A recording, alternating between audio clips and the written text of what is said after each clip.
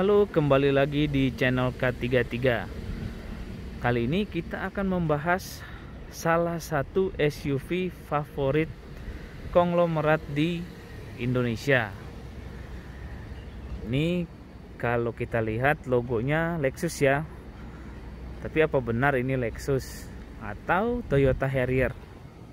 Nah, hari ini kita akan mengupas tuntas mulai dari sejarah, kemudian in-depth tour, modifikasi, dan test drive mobil ini.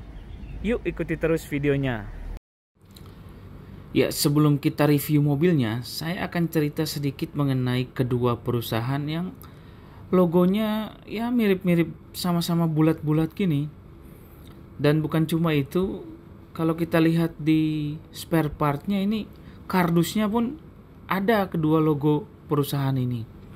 Ada logo Toyota, ada logo Lexus, di print pada kardus yang sama untuk spare part yang sama. Nah, bagaimana cerita di balik itu semua? Ayo kita simak sejarah Toyota dan Lexus berikut ini.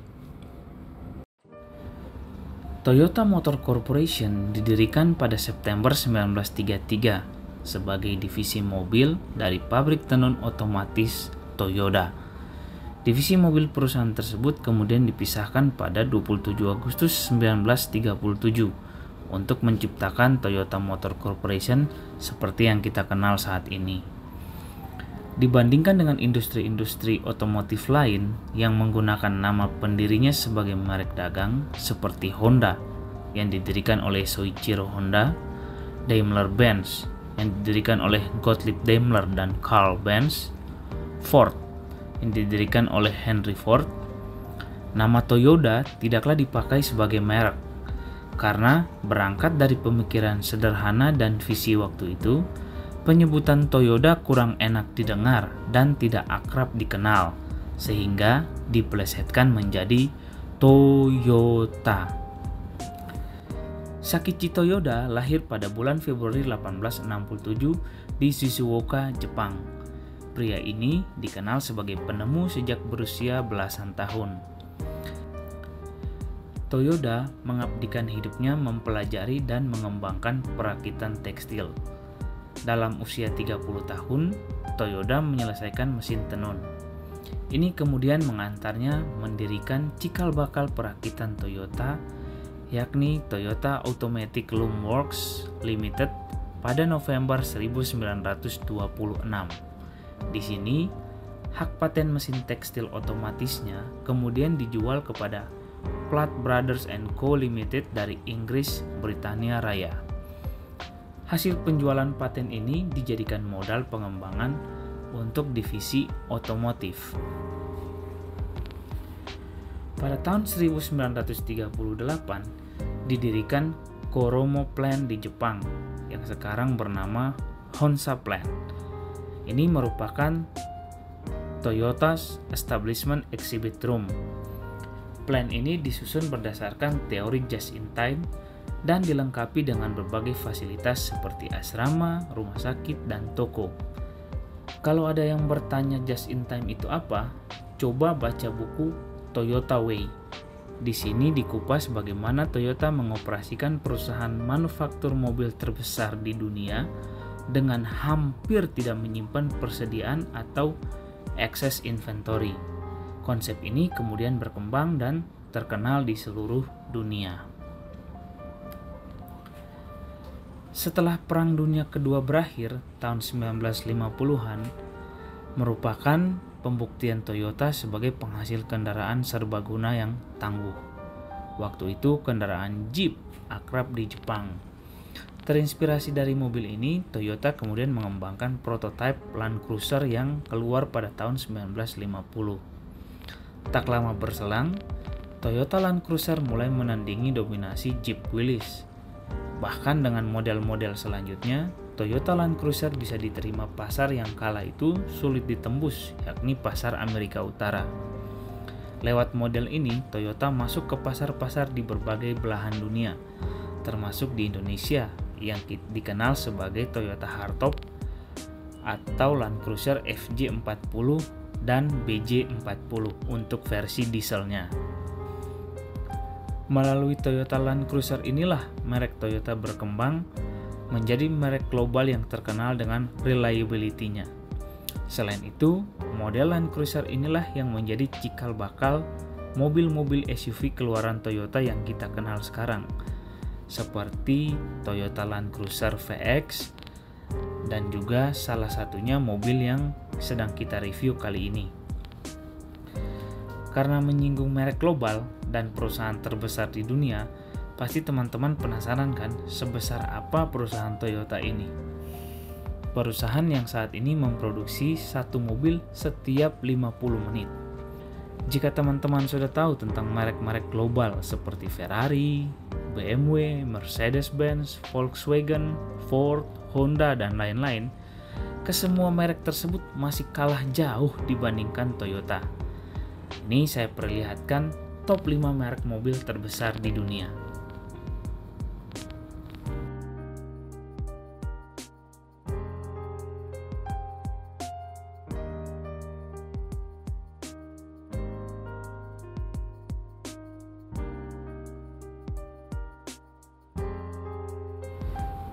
Nah, teman-teman tentu sudah bisa membayangkan kan sebesar apa perusahaan Toyota ini. Mereka bahkan memiliki kota sendiri di wilayah Mikawa, Aichi di Jepang yang dikenal dengan kota Toyota atau Toyota City.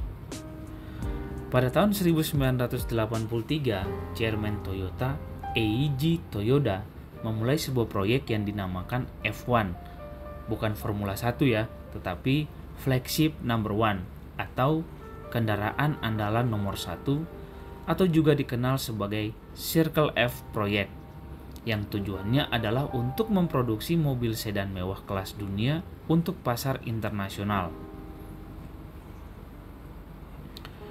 Untuk menyelesaikan proyek ini, para teknisi dan pekerjanya tidak mendapat tenggat waktu dan budget yang jelas.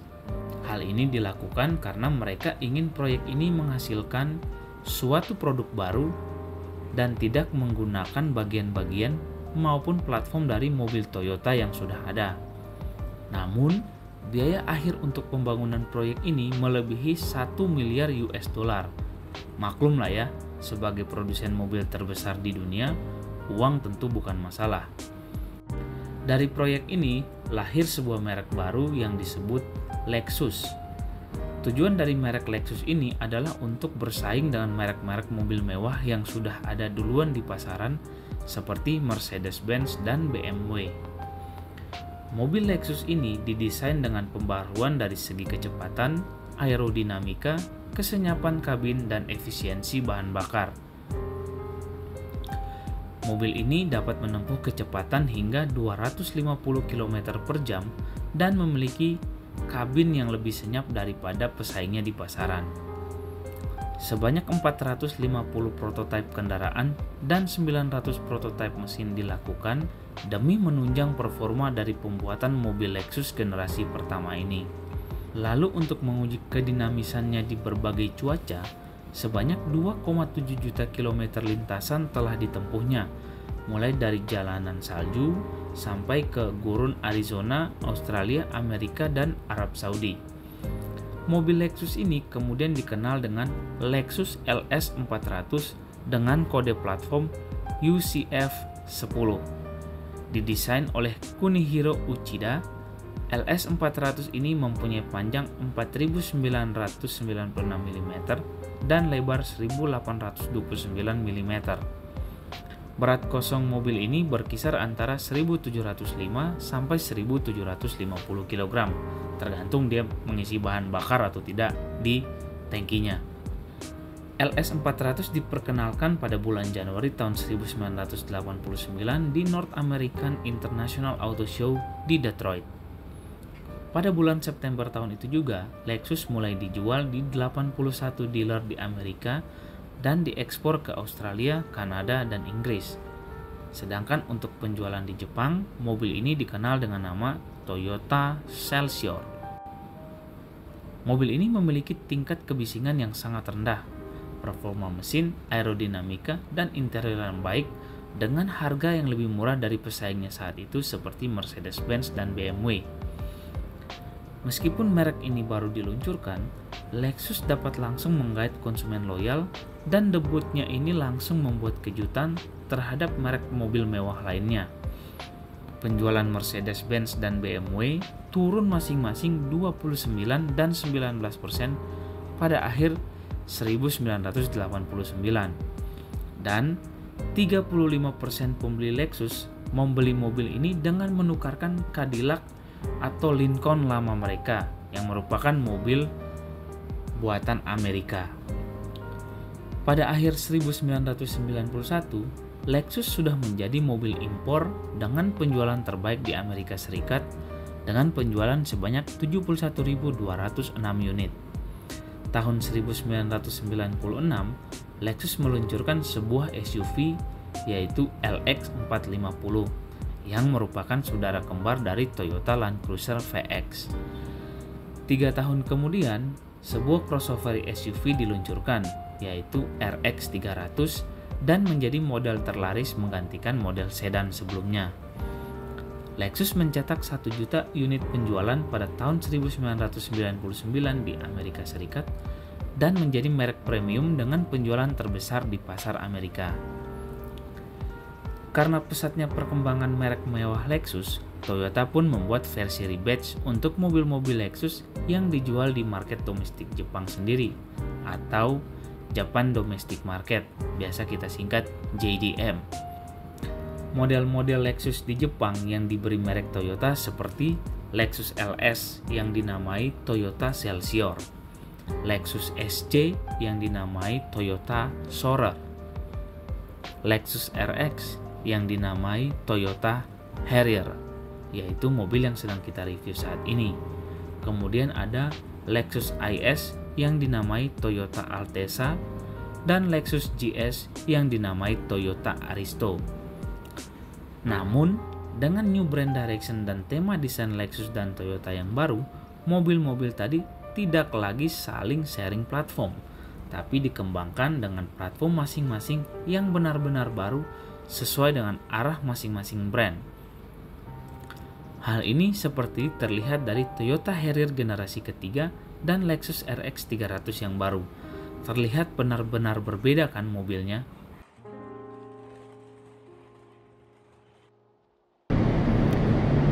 Ya, jadi itu sejarah panjang Toyota Motor Corporation dan Lexus.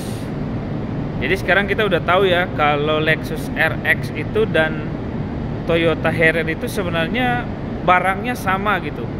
Namun karena yang satu diekspor ke Amerika dan Eropa sehingga menggunakan brand Lexus yang memang diposisikan untuk bersaing dengan merek-merek tersebut. Sedangkan untuk Toyota dijual di dalam negeri atau di domestic market dengan menggunakan nama Harrier. Walaupun kedua mobil ini sama, namun tidak persis betul-betul sama gitu, karena ada beberapa fitur yang membedakan antara kedua mobil tersebut. Oke, sekarang kita akan mereview dan kita akan mengetahui apa saja perbedaan kedua mobil tersebut. Nah, ini kuncinya seperti ini ya. Ayo coba kita buka. Namun kalau kita lihat di sini ada 3 tombol untuk lock, unlock, dan power door. Ini adalah tombol untuk membuka pintu belakang dari remote. Dan pemiliknya juga sudah mengganti rumah kuncinya dengan logo Lexus.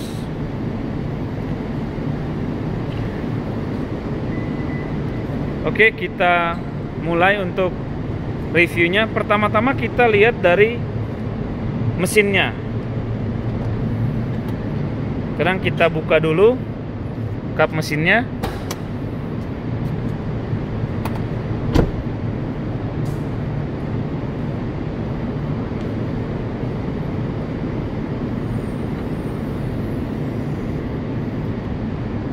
Nah, ini pertama-tama kita lihat untuk kap mesinnya sendiri ini sudah dicat ya, dan sudah menggunakan peredam ciri khas mobil premium Kemudian dikasih juga hidrolik untuk menahan kap mesinnya, jadi tidak perlu stick biasa yang ada pada mobil umum lainnya.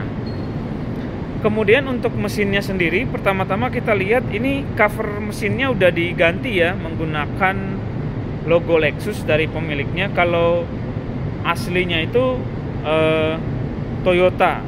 Memang karena mobil ini adalah Lexus sebenarnya, sehingga pemiliknya berusaha untuk menampilkan jati diri Lexus dari mobil ini. Namun kalau kita lihat dari sisi kerapihan memang masih jauh dibandingkan dengan Lexus. Kalau mesin Lexus seperti ini nih, jadi dia sudah tertutup rapi oleh cover sehingga hampir tidak kelihatan kabel-kabel atau aki ataupun parts-parts lain dari mesin. Berbeda dengan mesin Toyota yang kita masih bisa kelihatan parts-parts mesinnya, contohnya seperti modul ABS, kemudian penampungan minyak rem dan minyak power steering.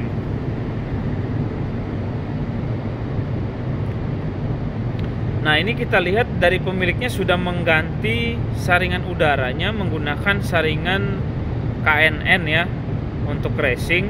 Kemudian dia juga menambahkan eco block di airflow sensornya, dan dia juga menambahkan XCS untuk kestabilan kelistrikan dan menambah horsepower.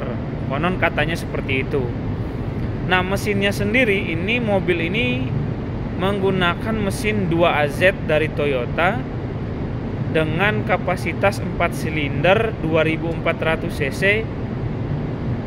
Tenaga yang dihasilkan mobil ini adalah 167 horsepower. Mau dibilang kecil tidak juga, namun tidak besar juga untuk ukuran mobil sebesar ini. Nah, ini kalau kita lihat ruang mesinnya sendiri semua sudah dicat ya. Dan sebenarnya kalau dibandingkan dengan mobil Toyota yang lain, ini cukup rapi ruang mesinnya. Tidak banyak kabel yang berseliweran di mana-mana dan sudah dilengkapi dengan cover engine juga. Nah, ini untuk tampilan mesinnya seperti ini. Oke, kita lanjutkan.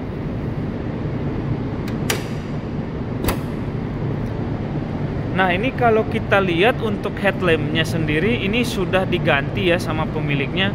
Sudah menggunakan headlamp aftermarket. Headlamp aslinya itu ada seperti chrome-nya dan tidak ada seperti angel eye di headlampnya. Kemudian di bagian bawah di bumpernya ini ada fog lamp dan juga ada corner sensor. Kemudian di sini ada hook untuk towing. Selanjutnya di bumper sebelah kiri juga ada hook untuk towing, fog lamp dan corner sensor sebelah kiri.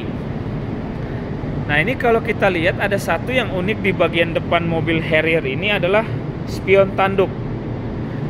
Kalau teman-teman perhatikan, spion tanduk ini hanya ada di tipe Harrier. Nah, itu salah satu ciri khas mobil JDM ya. Dia memiliki spion tanduk.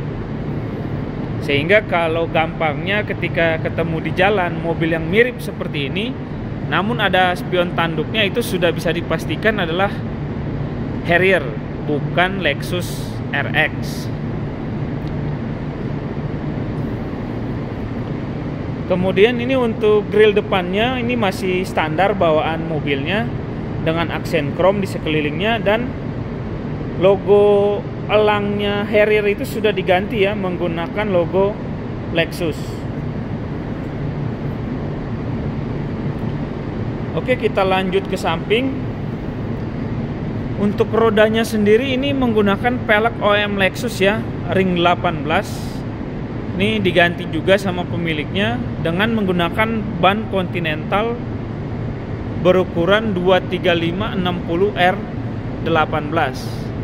Untuk remnya sendiri ini depan belakang sudah cakram. Kemudian untuk sistem suspensinya dia menggunakan coil spring baik di depan maupun di belakang, sehingga mobil tuh lebih empuk di jalan. Di sini ada sen ya, di fender. Sennya berwarna putih dengan bohlam berwarna kuning. Kemudian untuk spionnya di sini belum ada lampu sen, namun spionnya sudah retract. Dan ada juga body molding di sepanjang pintu samping, baik pintu depan maupun pintu belakang. Door handle-nya ini model chrome dan modelnya tarik ya.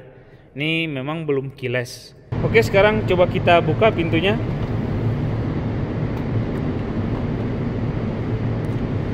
Nah, ini tadi kuncinya kan seperti ini ya. Jadi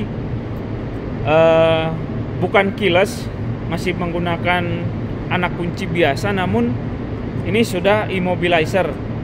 Jadi kalau tidak ada kuncinya, mobilnya tidak akan bisa dinyalakan.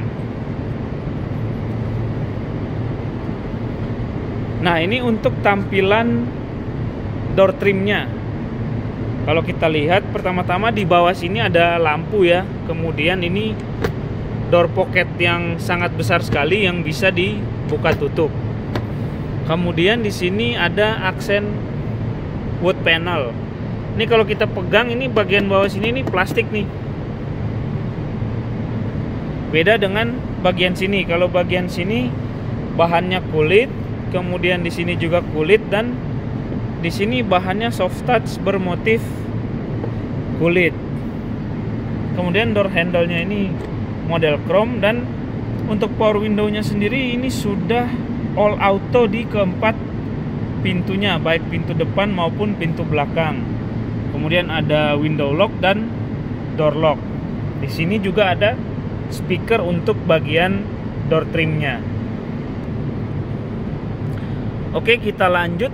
Nah, ini kita lihat untuk seal plate-nya juga sudah diganti ya sama pemiliknya menggunakan logo Lexus. Kemudian ini karpetnya masih original bawaan mobilnya, dan karpetnya karpet Blue Drew. Kemudian kita lanjut untuk pedal-pedalnya. Ini mobilnya matic, sehingga ini untuk gas, rem, dan itu ada yang unik di situ, itu adalah e-brake atau handrem lah biasanya. Namun karena bukan di tangan melainkan di kaki, sehingga umumnya orang menyebutnya sebagai e-brake, bukan handbrake, karena diinjak gitu, bukan ditarik. Kemudian ini untuk karpet kakinya sudah diganti ya, menggunakan karpet seperti ini. Ini menambah keempukan pada kaki baik pengendara maupun penumpang. Selanjutnya untuk jok. Nah, ini kalau kita lihat bahan joknya ini kulit ya, dengan motif perforated di tengahnya. Kemudian di sini kita lihat ada tulisan SRS side airbag. Jadi jok mobil ini sudah dilengkapi dengan airbag. Nanti coba kita lihat ada berapa titik airbag di mobil ini.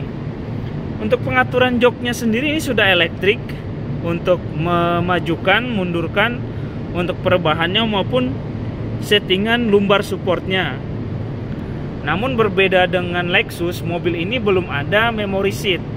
Sedangkan kalau Lexus sudah dilengkapi dengan memory seat seperti ini bentuknya, yang sudah langsung terpasang di mobil Lexus. Oke, sekarang coba kita masuk ke dalam.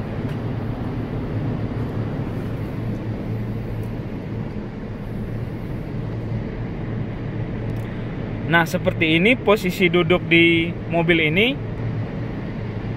Kalau kita lihat cukup nyaman dan secara visibilitas cukup baik ini mobilnya. Nah, pertama-tama kita lihat dari sisi setirnya. Ini setirnya ada aksen wood panel, kemudian sudah dilengkapi atau dilapisi dengan kulit. Bahan sini juga seperti kulit, dan ini juga soft touch. Kemudian ada SRS airbag juga di setirnya. Ini untuk emblemnya logo Toyota aslinya, namun sudah diganti menggunakan logo Lexus. Kemudian pengaturan di setirnya ini ada untuk audio ya, untuk volume up and down, kemudian mengganti track audionya, dan tombol mode. Kemudian di sisi tuas bagian kanan di sini adalah untuk menyalakan lampu, kemudian untuk lampu jauh dan fog lamp. Lampunya juga sudah auto ya. Kemudian untuk sisi kiri di sini untuk menyalakan wiper, baik wiper belakang, wiper depan, dan mengatur interval intermittennya. Namun untuk wipernya sendiri ini masih belum auto. Nah, kalau kita lihat ini speedometernya gelap ya, karena tipenya Optitron. Jadi kalau belum dinyalakan itu masih gelap. Terus kita lanjut ke samping. Kita lihat di sini ada pengaturan untuk redup terangnya speedometer dan pencahayaan di instrumen panel. Kemudian ada tombol untuk odo atau trip. Ini untuk memilih menu di MID yang ada di speedometer. Dan ini adalah tombol untuk mengatur setirnya. Jadi setir mobil ini sudah elektronik untuk pengaturan tilt dan teleskopiknya. Oke, sekarang kita nyalakan mobil ini dan kita lihat seperti apa pengaturan setir elektriknya. Sekarang kita masukin kuncinya. Dan kita lihat ya. Nah, ketika kita memasukkan kunci, setirnya ini akan langsung otomatis mengatur ke posisi terakhir pengemudi yang mengendarai mobil ini terakhir kali. Kalau kita cabut kuncinya, setirnya akan kembali naik lagi untuk memudahkan pengemudi keluar dan masuk ke dalam mobil. Oke, sekarang coba kita nyalakan.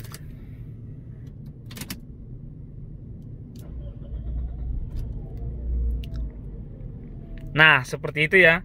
Jadi ketika mobil dinyalakan baru speedometernya nyala. Nah, ini dari speedometernya juga bisa kelihatan kalau memang mobil ini adalah mobil JDM. Kenapa? Karena kilometernya hanya sampai 180 km per jam. Karena memang ada kesepakatan untuk semua produsen mobil yang ada di Jepang untuk speed limit di kilometernya itu maksimal di 180 km per jam. Kemudian kita lanjut untuk sisi dashboardnya. Bagian kanan sini ada untuk mematikan dan menyalakan lampu tambahan. Ini ada lampu tambahan yang ditambahkan oleh pemiliknya. Kemudian ini untuk electric mirror dan untuk pengaturan retract-nya. Kemudian di sebelah sini ada tempat cup holder untuk pengemudi, dan ini untuk kisi-kisi AC-nya ada sebelah sini dan ada juga yang sebelah atas sini. Di depan sini ada tambahan sebenarnya ini, namun ini tambahannya OM atau original dari Toyota. Ini adalah untuk corner sensornya. Jadi ini bisa dinyalakan atau dimatikan. Kemudian di pilar A sini ada speaker. Di depan situ juga ada speaker juga. Kemudian untuk bahan dashboardnya ini soft touch ya, dengan bahan kulit dari ujung sini sampai ke tengah, kemudian sampai ke ujung sebelah kiri. Dan di sebelah kiri juga di pilar A-nya itu ada speaker dan tweeter di bagian depannya. Kemudian di ujung situ ada titik, itu adalah merupakan sensor untuk kabin. Jadi untuk mengatur tingkat suhu secara otomatis di dalam kabin. Untuk kisi-kisi AC sebelah kiri sama ya dengan sebelah kanan. Dan ini untuk lacinya juga sudah soft opening bukanya. Oke. Kemudian di tengah-tengah sini juga ada kisi-kisi AC yang model tegak berdiri. Dan di sini ada MID yang gede banget, namun ini masih dalam bahasa Jepang ya kalau kita lihat. Di sini ada tombol untuk mengganti informasi yang akan ditampilkan seperti itu. Kemudian di sini adalah untuk tombol mengatur terang redupnya MID-nya. Ini untuk pengaturan jam. Kemudian ini untuk tombol lampu hazard. Nah, ini kalau kita lihat AC-nya, ini sudah dual zone ya. Artinya dual zone itu pengaturan temperatur di sisi pengemudi dan di sisi penumpang kiri bagian depan bisa diatur secara terpisah. Contohnya dual zone itu seperti ini nih. Misalkan penumpang depan pengen menurunkan suhunya ke 20, namun di sisi pengemudinya tetap suhu 23. Kemudian di sini ada juga front defogger, rear defogger untuk tombol autonya dan tombol untuk mematikan AC-nya.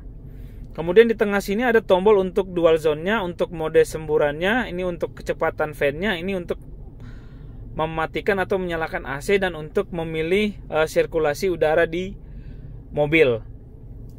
Nah, di bagian bawah dari AC ini kita lihat untuk bagian head unitnya. Jadi head unitnya ini sendiri sudah aftermarket, mereknya Asuka ya.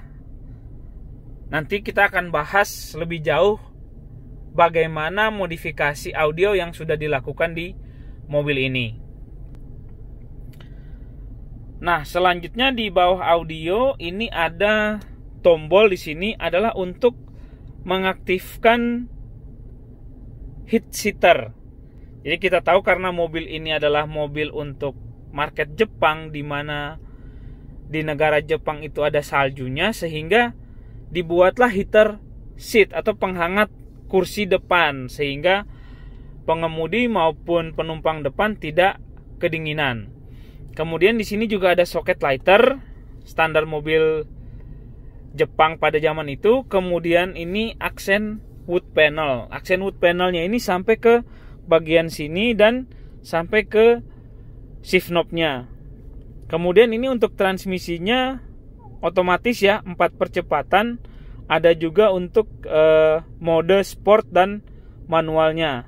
Kemudian ini ada ACT Snow. Ini adalah untuk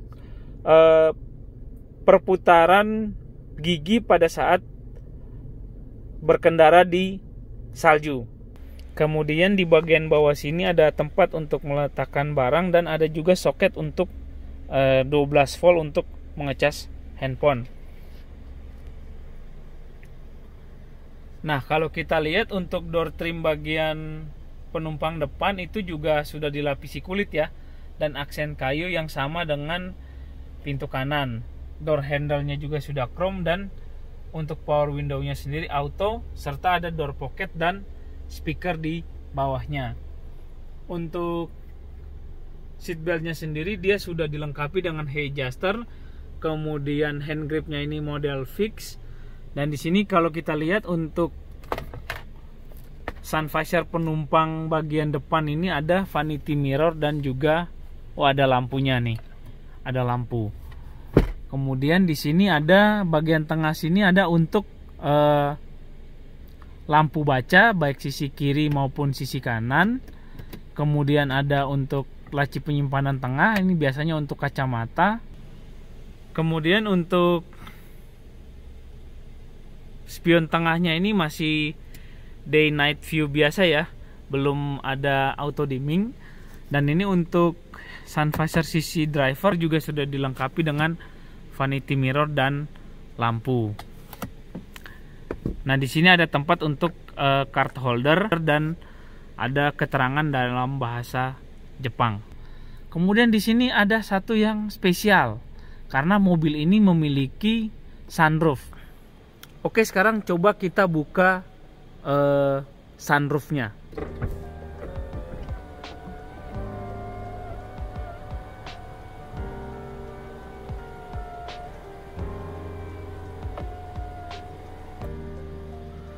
Wah, jadi lega sekali ya sunroof di mobil ini. Jadi bukan hanya sunroof ternyata, namun ini juga dilengkapi dengan panoramic roof.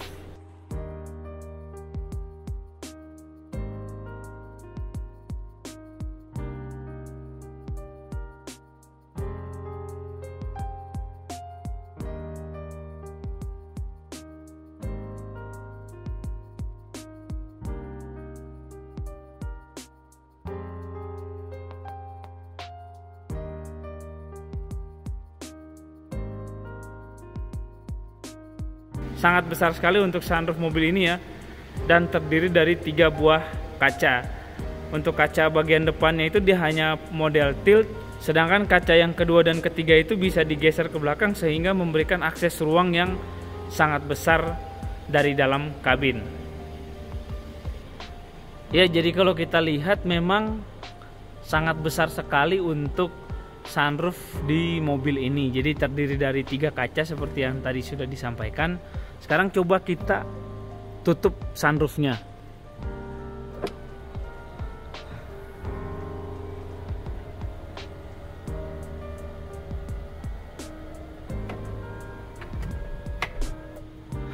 Ya, ketika ditutup ini hanya kaca nomor 2 dan nomor 3 saja yang otomatis tertutup, namun kaca nomor 1 ini masih terbuka dan memposisikan sebagai penghalang angin. Nah, untuk menutup kaca yang pertama kita tinggal klik tombol ini dan dia akan tertutup. Kemudian untuk penutup sunroofnya itu bisa ditutup secara manual dan bisa dibuka juga secara manual. Kemudian untuk joknya kita lihat ini bahannya kulit ya, dengan motif perforated di tengahnya. Kemudian di sini juga mendapatkan armrest baik di sisi penumpang depan maupun sisi driver. Kemudian kita lanjut, ini konsol tengahnya. Ini motif wood panelnya berlanjut ya dari bagian sini sampai ke laci tengahnya. Kemudian di laci tengah ini kalau kita buka, di sini ada cup holder 2 buah untuk penumpang di bagian depan.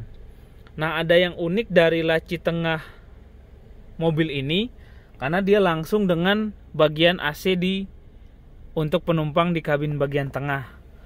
Untuk membuka bagian sini, ini seperti ini, tinggal dipencet saja tombolnya open, kemudian untuk menutup tinggal close. Dan kalau kita lihat di sini tempat penyimpanannya cukup lega ya, karena sangat panjang sampai ke belakang. Namun ada satu hal yang unik dari laci konsol tengahnya ini, yaitu ini sebenarnya bisa digeser. Ini ada, kalau kita lihat di sini ada tuas ya, tuas yang bisa kita tarik untuk menggeser laci tengah ini maju dan mundur. Nah, ini kalau misalkan kita tarik ke depan, dia akan menyatu dengan bagian dari persneling sehingga kelihatan menyatu sampai ke belakang. Namun ketika kita membutuhkan bagian penyimpanan di bawah, kita bisa menggeser konsol tengah ini sedikit ke belakang sehingga memberikan kita akses yang mudah untuk mengambil atau menaruh barang di penyimpanan di lantai bawah. Oke, itu tadi untuk interior bagian depan mobil ini. Sekarang coba kita ke bagian belakang. Sekarang kita matikan dulu AC-nya, kemudian matikan mesinnya, dan kita akan pindah ke sisi belakang. Seperti biasa ya, ketika kuncinya dicopot, setirnya langsung otomatis naik ke atas. Oke, kita ke kursi bagian belakang. Nah, namun sebelum ke bagian belakang, di sini tadi kelewat nih, ada 3 tombol di sini. Ada untuk power door, ini untuk membuka pintu belakang. Kemudian di sini ada tombol untuk membuka tutup tangki, dan di sini ada untuk leveling headlampnya. Ini bisa dimatikan atau dinyalakan. Kemudian ini yang tadi tuas untuk membuka kap mesin. Oke, sekarang kita ke bagian belakang atau row kedua dari mobil ini. Nah, ini kalau kita lihat untuk handle pintu bagian belakang juga sudah dilapisi dengan chrome.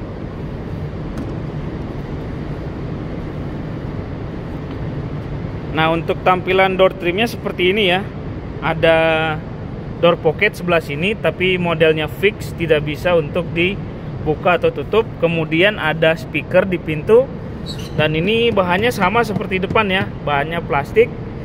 Di sini ada aksen wood panel, kemudian di sini bahannya kulit. Ini juga kulit empuk, dan di sini soft touch, modelnya seperti kulit.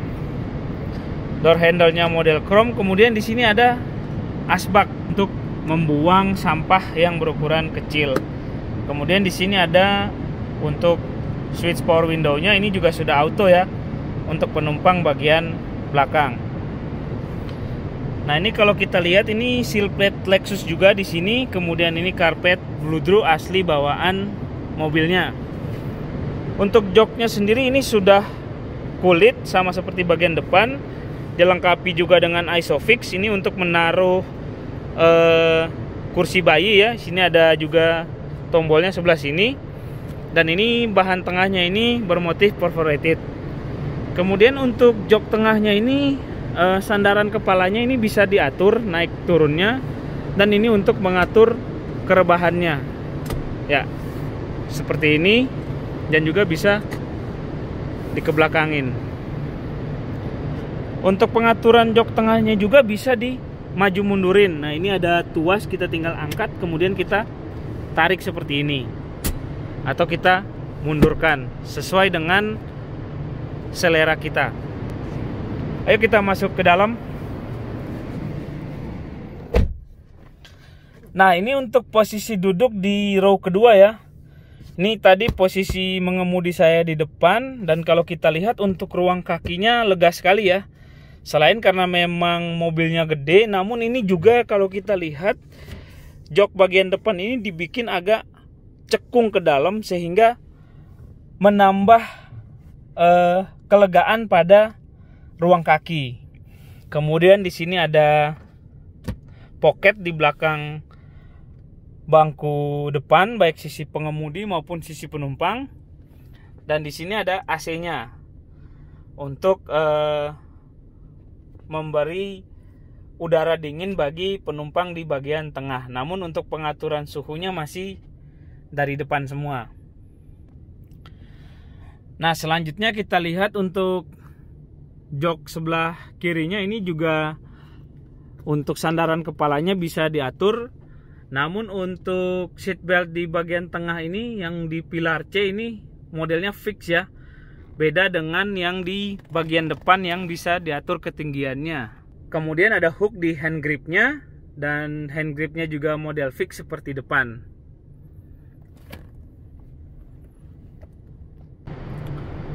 Nah, seperti ini untuk bangku di row tengahnya. Kalau kita lihat di bagian tengah sini juga ada armrest dan sudah dilengkapi dengan cup holder.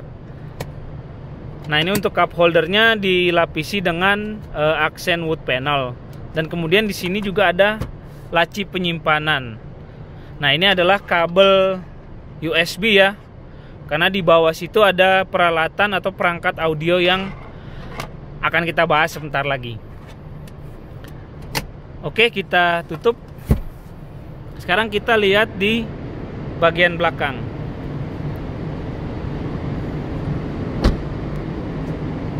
Nah, ini tadi untuk rem belakangnya juga sudah dilengkapi dengan disc brake ya, dan suspensinya sudah menggunakan coil spring.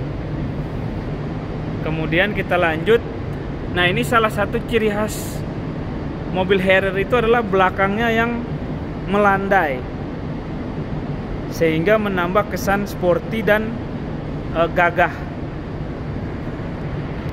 Kemudian untuk antenanya ini adalah model short pole ya, dan ada yang unik, posisi antenanya itu sebelah samping bagian kanan.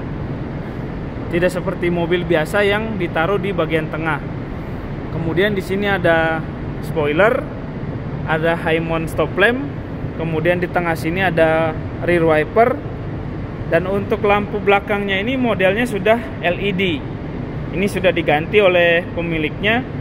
Kalau model aslinya itu masih bohlam biasa.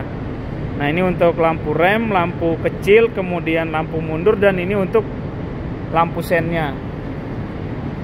Kemudian di bagian bumper ini ada sensor corner dan ada reflektor berwarna merah. Di bawah situ untuk hook untuk towing, dan untuk mufflernya sudah dilengkapi dengan chrome.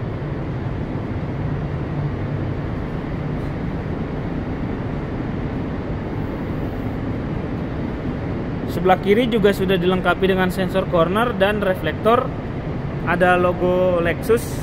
Kemudian bagian tengah sini ada aksen chrome-nya dan sudah ditambahkan kamera mundur. Kalau aslinya mobil ini belum ada kamera mundurnya.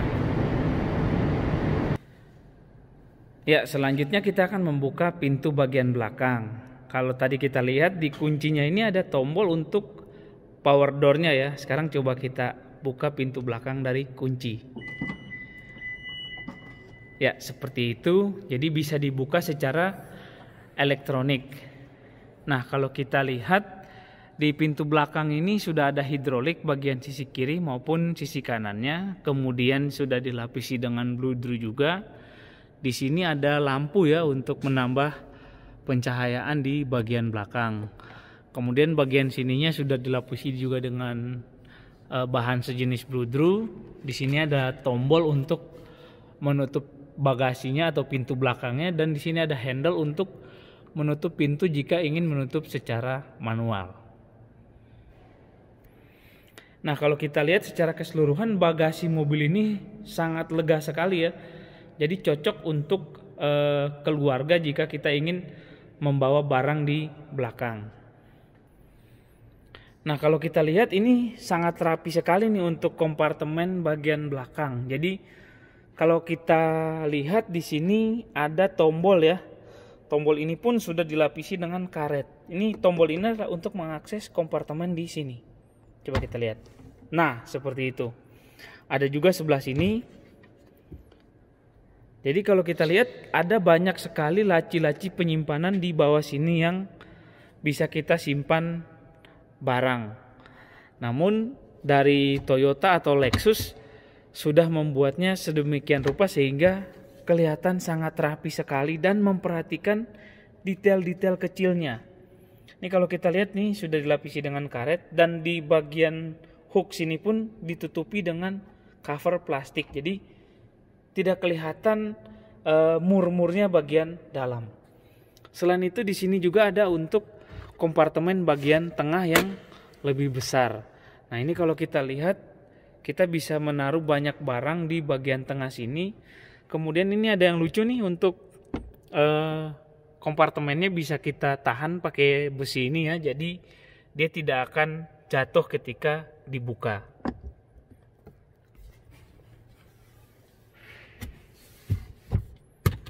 Nah, seperti itu. Jadi memang mobil ini sangat memperhatikan kemewahan dengan detail-detail kecil. Selain itu di belakang sini juga ada partisi yang bisa kita tarik untuk menutupi area bagasi. Jadi kalau kita lihat seperti ini sehingga barang yang kita bawa di bagian bawah sini tidak kelihatan dan tampak lebih rapi. Oke, jadi itu untuk bagasi mobil ini. Sekarang coba kita tutup power back door-nya.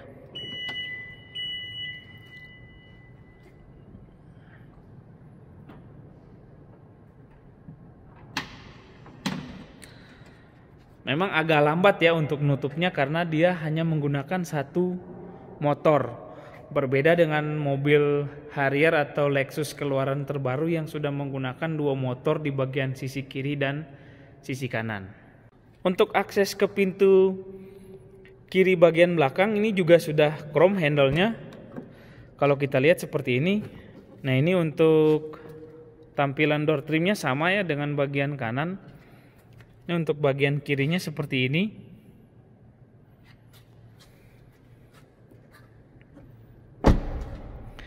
Sama, door handle-nya juga sudah chrome. Dan untuk door trim-nya sama, serta ada door pocket yang bisa dibuka tutup. Kemudian kalau kita lihat untuk jok penumpang bagian depan juga sudah dilengkapi dengan electric seat.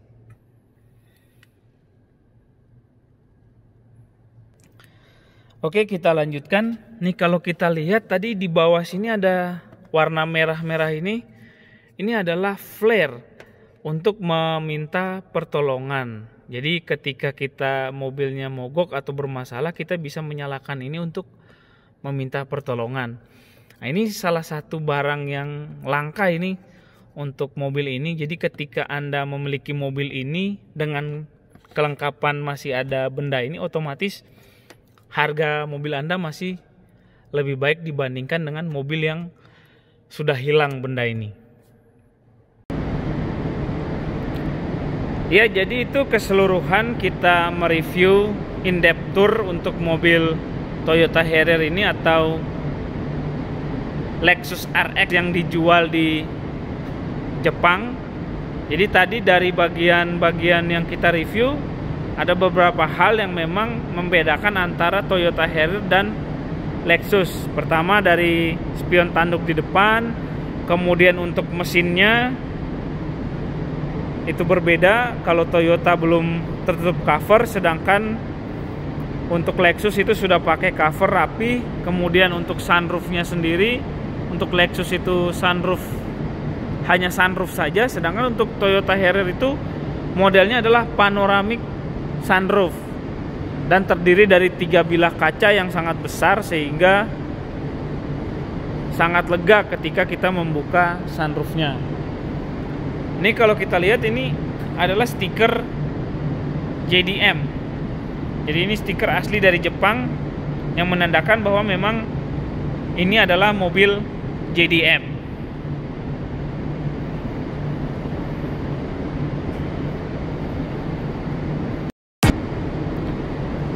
Yuk, sekarang kita lihat modifikasi audio yang sudah dilakukan pada mobil ini.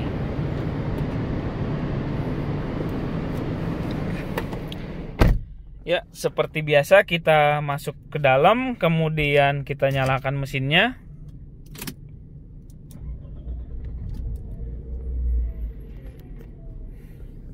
Nah, pertama-tama kita nyalakan AC dulu ya, biar nggak panas.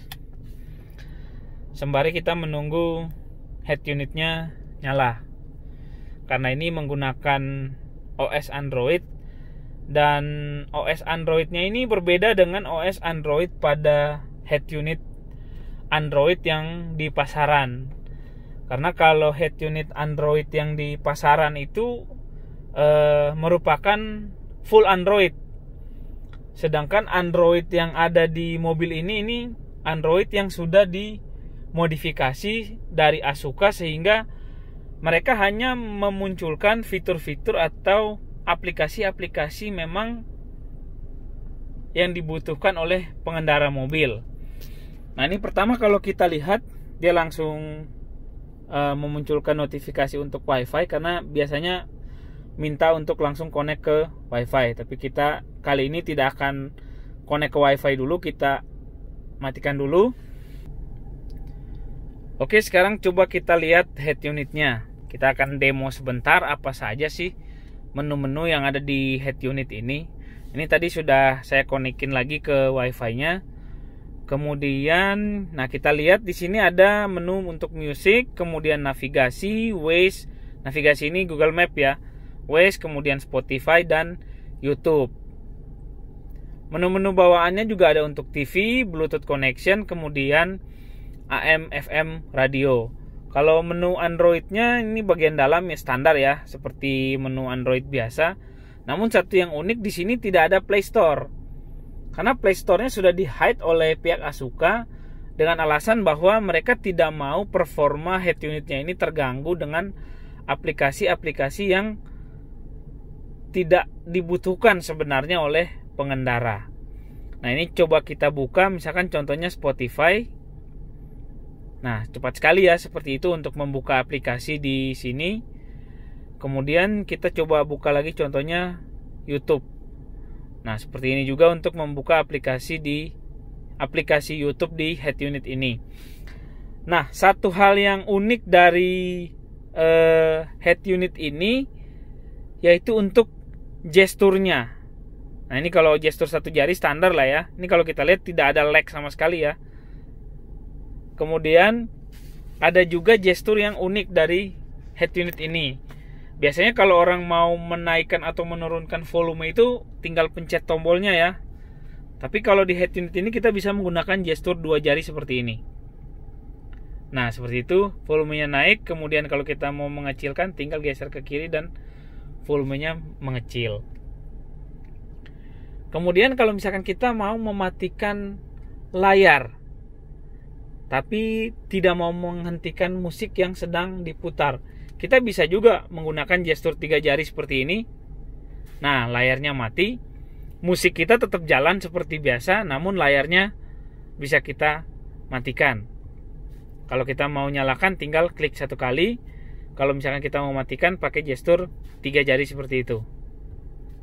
Nah, seperti itu. Sekarang coba kita tes Coba kita buka YouTube aja, walaupun YouTube ini harus video ya. Coba kita tes apakah bisa nggak di mobil ini nyetel YouTube video sambil nyetir. Kemudian pada saat nyetir, coba kita cepetin. Nah, ini menggedekan atau membesarkan volume juga bisa dari setirnya. Seperti itu.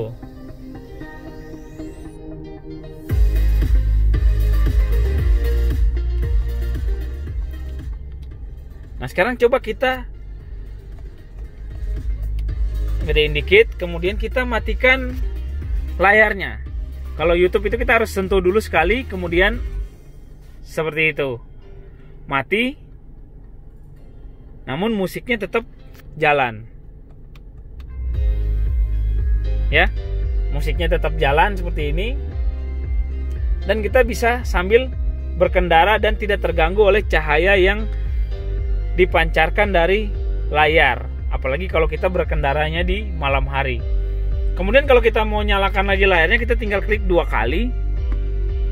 Nah, karena YouTube, kalau aplikasi yang lain cukup sekali aja, tapi kalau YouTube 2 kali karena dia video base.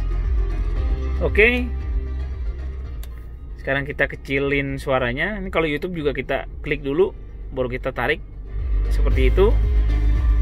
Kemudian kalau kita mau mengecilkan volume, kita klik lagi, baru kita geser. Karena video base, jadi kita harus mengaktifkan dulu layar di YouTube-nya, baru kita bisa melakukan gestur-gestur yang kita inginkan. Seperti itu ya. Oke, nah untuk meng-close aplikasinya kita tinggal tarik aja. Seperti itu. Kalau kita balik lagi ke Spotify, balik lagi ke Spotify. Kalau kita pengen close Spotify juga, kita tinggal tarik dan dia akan langsung otomatis kembali ke home screen-nya. Jadi seperti itu. Jadi untuk menu-menu yang ada di sini menu-menu common aja, cuman saya ingin menunjukkan tadi bagaimana perbedaan, ya sedikit perbedaan dari head unit ini untuk gesturnya, dan ternyata tidak ada Play Store-nya.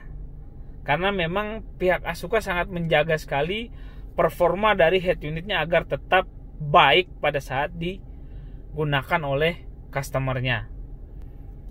Oke, itu sekilas untuk head unitnya. Kita lanjutkan untuk melihat perubahan audio yang sudah dilakukan di mobil ini. Nah, pertama-tama kalau kita lihat untuk head unit originalnya modelnya seperti ini nih. Namun kalau kita perhatikan di situ ada logo JBL. Artinya audio di mobil ini itu dituning oleh JBL langsung, dan bukan sembarang JBL, tapi JBL original, itu Harman Becker. Makanya tidak salah, sound system di mobil ini adalah premium sound system. Kemudian karena JBL yang mentuning, sehingga kekedapan mobil ini itu sangat baik. Kalau tidak kedap, JBL nggak mau, karena akan merusak performa dari sound system yang mereka miliki. Mereka juga menjaga brand dan image dari JBL. Nah, ini pertama-tama kalau kita lihat untuk speaker-speakernya ini tidak diganti oleh pemiliknya. Ini semua merupakan speaker standar dari JBL, dari pabrik, dari Harman Becker. Jadi total ada 10 speaker di mobil ini. 5 itu bagian depan. Jadi ini 1 tweeter, 2 tweeter, kemudian di sini ada speaker tengahnya, di sana ada lagi 1 tweeter, 2 tweeter. Jadi total di dashboard mobil ini itu ada 5 speaker. Kemudian ada lagi speaker di pintu bagian depan dan pintu bagian belakang, bagian kiri maupun kanannya, seperti yang tadi sudah kita tunjukkan. Nah, itu untuk speakernya. Kemudian pemiliknya juga menambahkan 1 subwoofer 12 inci dari ARC Audio untuk mengantarkan low frekuensi pada mobil ini. Sehingga secara total keseluruhan mobil ini memiliki 10 buah speaker. 5 speaker itu untuk bagian dashboard, kemudian 4 speaker itu pintu, bagian kiri kanan baik depan maupun belakang, ditambah lagi dengan satu speaker subwoofer yang diletakkan di bagasi. Nah, untuk mengorkestrasi ke 10 speaker tersebut, pemiliknya itu menambahkan prosesor ARC DSP 8. Nah, prosesor ARC DSP 8 ini jangan salah ya dengan bentuknya yang kecil, namun ini sangat powerful karena dia memiliki 32 band pass frekuensi yang bisa diatur secara terpisah. Apalagi speakernya ada 10 seperti ini. Sehingga dibutuhkan prosesor yang sangat mumpuni. Kalau prosesor biasa yang hanya 8 channel itu kurang. Ya karena dia bisa hanya 8 speaker. Sedangkan untuk mobil ini dia perlu 10 speaker. Sehingga pemiliknya menggunakan prosesor yang lebih spesial, yaitu dari ARC tipe DSP8 tadi dengan 32 band pass frekuensi, sehingga bisa mengatur ke 10 speaker yang ada di mobil ini. Nah, ini proses instalasinya untuk pemasangan prosesornya. Itu letaknya di bagian belakang sini, di jok belakang ini. Nah, ini adalah power amplifier dari ARC Audio tipe monoblock yang digunakan untuk mensupport subwoofer yang dipasang di mobil ini. Kemudian untuk melengkapi semuanya itu, pemiliknya juga menambahkan akustik diffuser di bagian depan, di dashboardnya. Nah, fungsi dari akustik diffuser ini adalah menciptakan suasana seperti studio musik di dalam kabin mobil. Nah, sekarang kita lihat bagaimana cara mentuning audio menggunakan prosesor. Di sini peralatan yang dibutuhkan itu diantaranya adalah laptop, kemudian kabel USB untuk koneksi dari prosesor ke laptop, kemudian ada juga namanya RTA, Real Time Frequency Analyzer. Nah, ini seperti ini bentuk RTA-nya. Jadi fungsi RTA ini adalah menganalisis setiap frekuensi yang ada di dalam mobil. Jadi settingan audionya itu berbeda dengan biasa. Ini saya tunjukkan video pada saat melakukan tuning audio di mobil ini.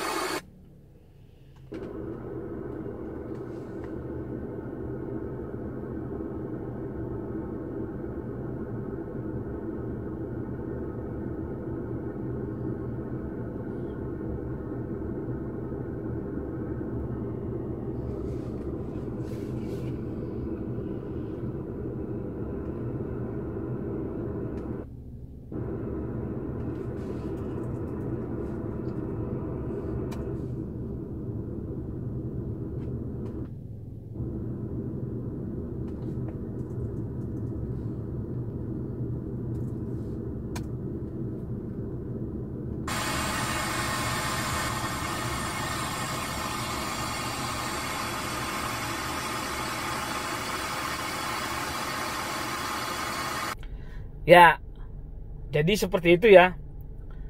Sehingga tadi betul sekali memerlukan real time frequency analyzer itu, karena dari tuner audionya sendiri itu mereka harus mengecek masing-masing frekuensi dari masing-masing speaker yang ada, sehingga tata letak untuk penyaluran frekuensi dari masing-masing speaker itu bisa diatur sehingga harmonisasi audio sistem atau sound di dalam mobil ini dapat diatur dan diorkestrasi dengan baik, sehingga suara yang dihasilkan dari mobil ini benar-benar premium sound system terbaik. Awalnya sih sudah baik dari Harman Becker, namun belum menggunakan prosesor. Nah, ini dari pemiliknya menambahkan lagi prosesor sehingga tata suara di mobil ini tuh jadi lebih live dan lebih seperti berada di dalam studio musik.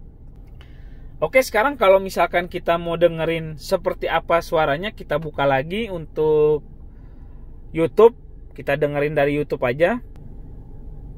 Oke, sekarang kita dengarkan seperti apa suara yang dihasilkan oleh sound system mobil ini.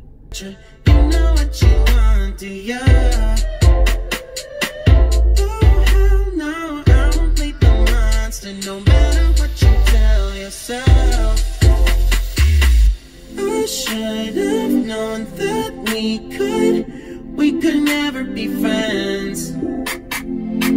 I hear you just thought we could never be friends.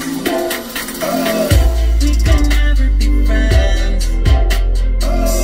We could never be friends. We could never be friends. You feel a type of way, well that's fantastic. Nothing to something and now it's drastic.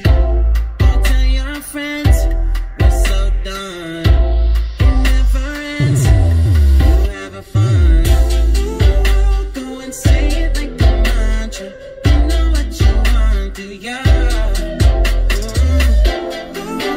No, I won't be the monster no matter what you tell yourself.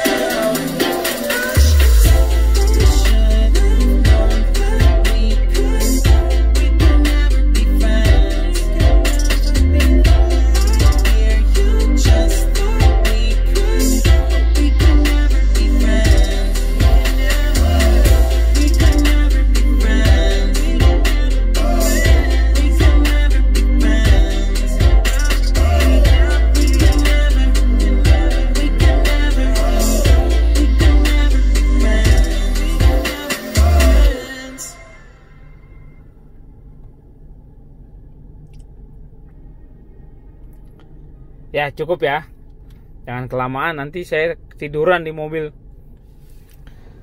Ya itu tadi kita sudah melihat bagaimana pemiliknya melakukan modifikasi pada audio mobil. Ya itu tadi review mobilnya secara keseluruhan ya. Sekarang kita akan coba test drive mobil ini. Ini kelihatan sekali kalau mobilnya masih mulus banget ini, sangat terawat oleh pemiliknya. Ayo sekarang kita masuk ke dalam untuk test drive.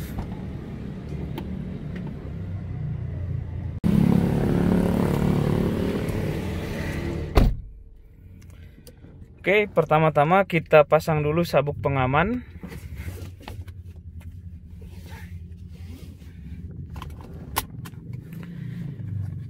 Setelah itu kita masukin kuncinya. Nah kelihatan ya, setirnya langsung nyetel otomatis sesuai dengan posisi duduk pengemudi terakhir. Ya kita nyalakan.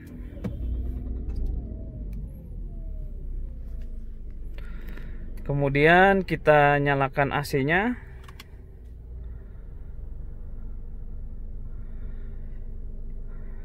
Kemudian injek rem, masukin ke posisi drive dan melepas rem kaki atau e-brake-nya.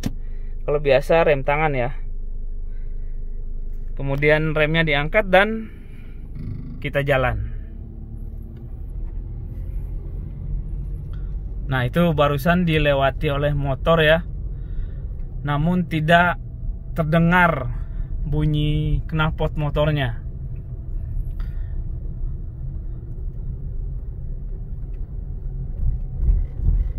Nah itu barusan juga ada speed bump, tapi hampir tidak terasa pada saat melewati speed bump.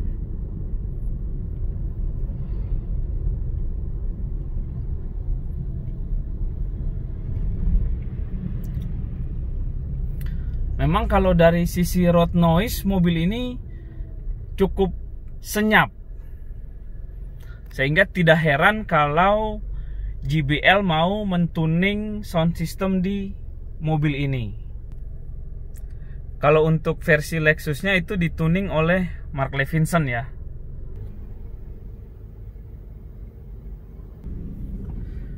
Oke, udah hijau, sekarang kita jalan.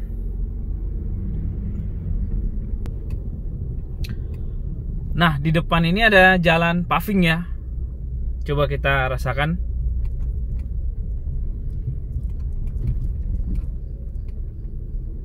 Jalannya sih tidak rata, tapi tidak berasa di kabin mobil. Ini depan juga ada polisi tidur.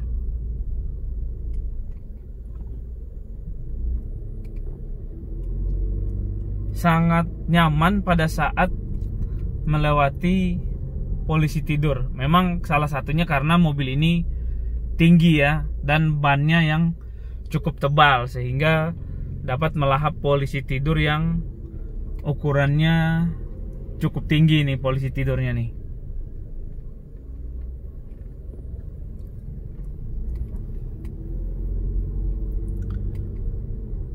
Ya, jadi kalau berkendara dengan mobil ini di, ya katakanlah di area kompleks seperti ini tuh sangat nyaman sekali gitu. Karena dari sisi road noise-nya mobil sangat minim, kemudian visibilitasnya yang sangat bagus karena mobilnya tinggi kan. Kemudian posisi duduk juga sangat nyaman ini untuk pengemudi.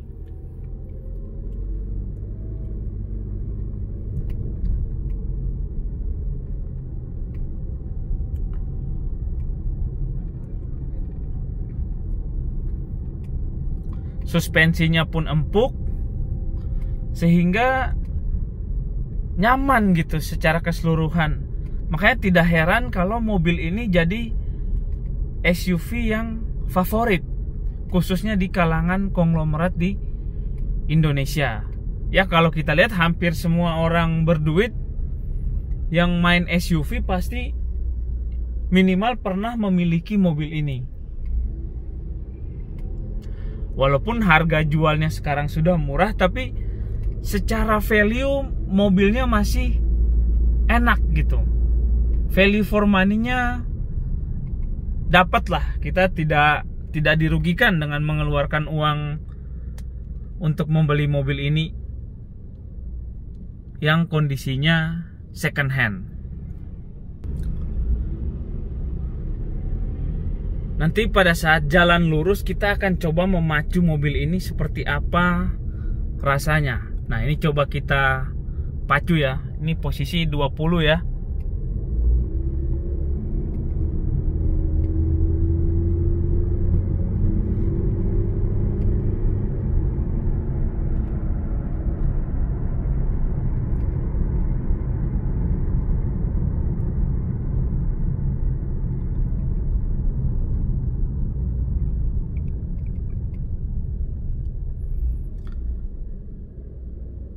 Ya, mau dibilang kencang juga tidak kencang-kencang banget sih mobilnya ya. Apalagi untuk ukuran mobil sebesar ini. Namun dengan transmisi otomatis dan tenaga mesin 167 horsepower dapat membuat mobil ini berakselerasi cukup cepat. Tadi coba kita kick down pedal gasnya, mobilnya langsung berakselerasi. Jadi karena ini tidak menggunakan turbo, salah satu keuntungan mobil NA itu adalah tenaganya instan. Jadi tidak ada turbo lag, tidak ada macam-macam, sehingga begitu kita injak pedal gas langsung tenaganya tersalurkan. Ya, saya pikir untuk impresi berkendara mobil ini sangat baik sekali. Dari sisi kenyamanan, dari sisi kesenyapan kabin, kemudian akselerasi, kemudian visibilitas, posisi duduk. Ini merupakan suatu perpaduan dan paket yang lengkap bagi pengendara yang ingin memanjakan dirinya. Karena nyaman sekali di dalam kabin mobil ini. Ya, jadi itu impresi berkendara yang dapat kami ceritakan kepada teman-teman. Kalau mencari mobil yang enak dikendarai dan nyaman, dipakai sehari-hari. Kemudian kita tahu Jakarta ini juga sering banjir, dan mobil ini tipenya SUV ya, jadi tinggi mobilnya, sehingga mobil ini bisa menjadi salah satu mobil yang kami rekomendasikan untuk teman-teman beli. Mengingat harganya juga sudah tidak semahal pertama kali keluar pada waktu barunya. Oke teman-teman, jadi itu ya keseluruhannya untuk kupas tuntas kali ini. Mulai dari sejarah, kemudian kita review in-depth tour, kita juga membahas mengenai modifikasi audio yang sudah dilakukan pada mobil ini. Kemudian kita juga sudah melakukan test drive untuk merasakan impresi berkendara dengan mobil ini.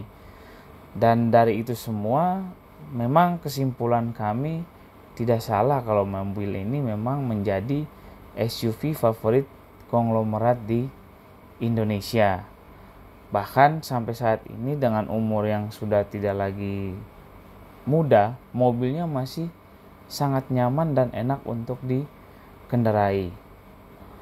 Kalau teman-teman menyukai video ini, mohon untuk di like, subscribe, kemudian jangan lupa kasih komen ya untuk masukan bagi kami.